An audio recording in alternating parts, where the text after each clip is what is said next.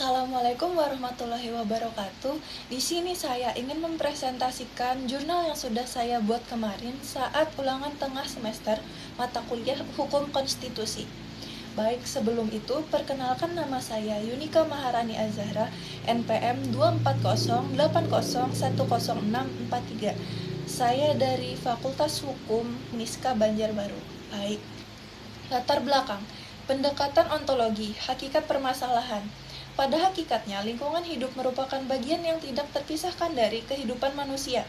Konstitusi Indonesia telah mengakui lingkungan hidup yang baik dan sehat sebagai hak konstitusional setiap warga negara sebagaimana diatur dalam Pasal 28H Ayat 1 Undang-Undang Dasar Negara Republik Indonesia tahun 1945.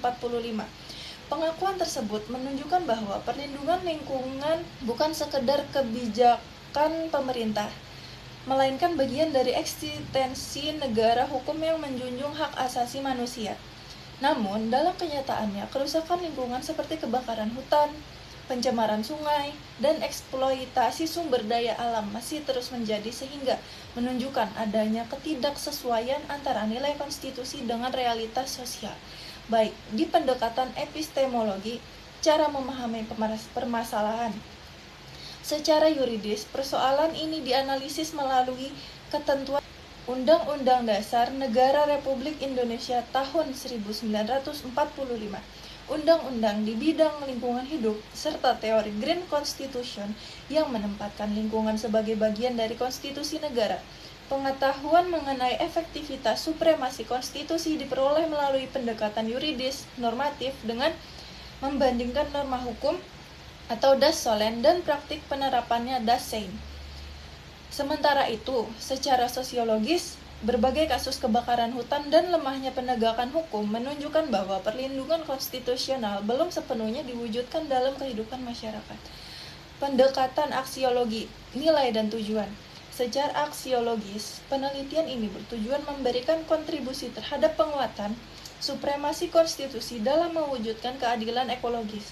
Nilai yang ingin diwujudkan bukan hanya kepastian hukum, tetapi juga keadilan, keberlanjutan lingkungan, dan perlindungan hak generasi sekarang maupun generasi mendatang.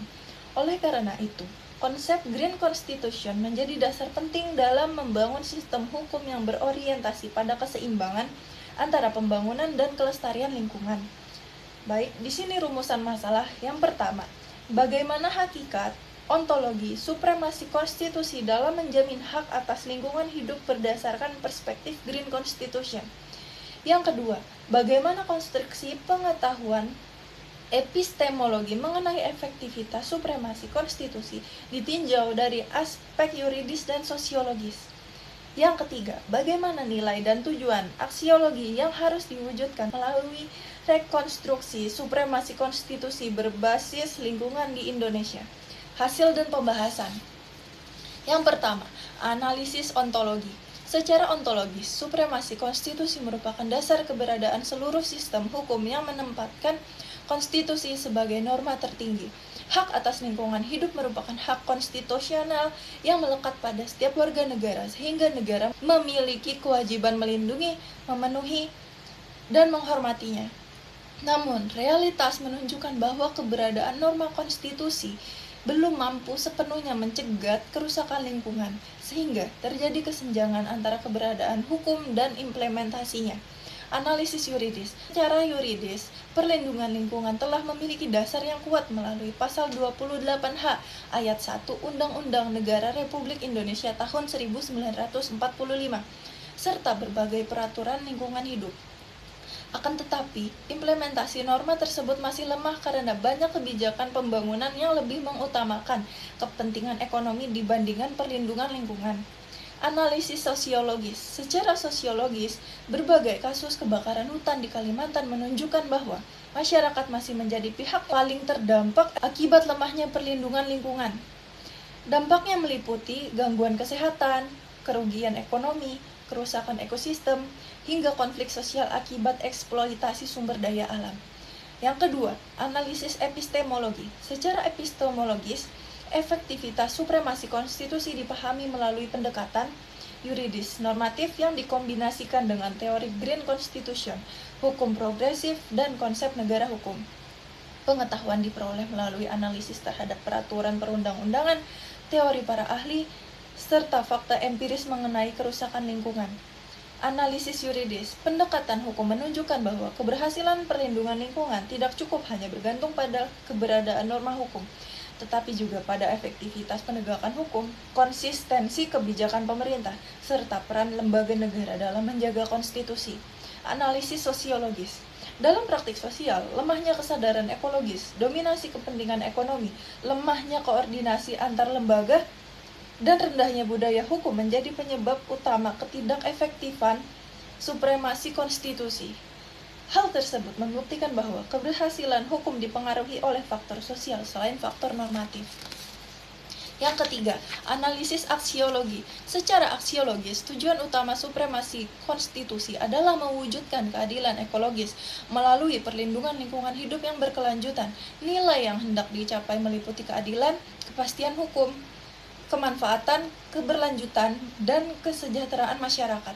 Analisis yuridis, rekonstruksi supremasi konstitusi perlu dilakukan melalui penguatan prinsip Green Constitution dalam setiap kebijakan negara, penguatan judicial review oleh Mahkamah Konstitusi, reformasi sistem perizinan lingkungan, dan penegakan hukum yang lebih progresif.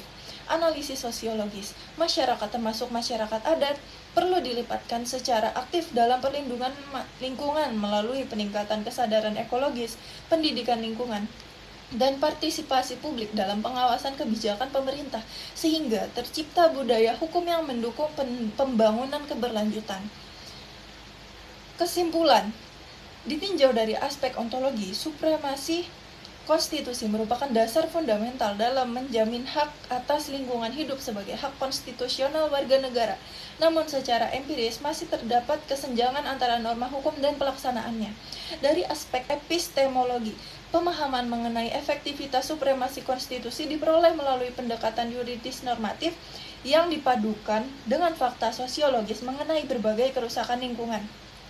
Hal tersebut menunjukkan bahwa keberhasilan perlindungan lingkungan tidak hanya ditentukan oleh keberadaan norma hukum, tetapi juga oleh efektivitas penegakan hukum dan budaya hukum masyarakat.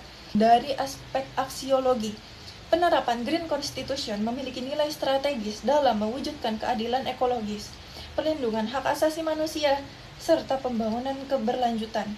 Oleh karena itu, diperlukan penguatan implementasi supremasi konstitusi melalui pembaruan kebijakan, penegakan hukum yang konsisten, serta peningkatan partisipasi masyarakat agar hak dan lingkungan hidup dapat terjamin secara nyata.